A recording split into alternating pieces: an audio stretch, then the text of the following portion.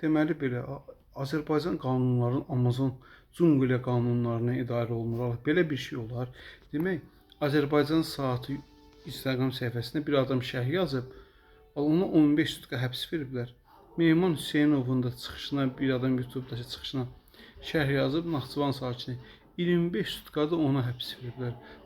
Belə bir şey olar. Bunun siz nə qanunu idarə edirsiniz, siz nə fikirləşirsiniz?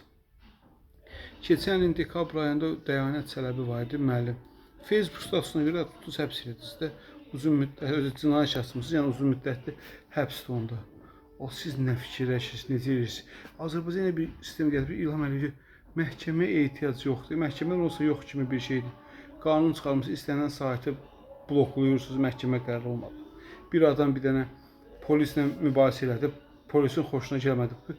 Polis bunu götürür, məhkəmə qərarı olmadan, həkim rəyi olmadan bunu götürüb psixiatrik xəstəxanaya, dəlixanaya yerləşdirir.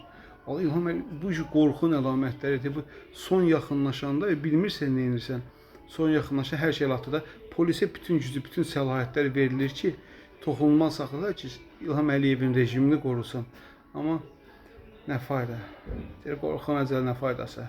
Az qalıb. Bununla da tezliklə hakimiyyətdən gedəcəksiniz. 100% gedəcəksiniz. Azərbaycanda demokratik cəmiyyət qurulacaq.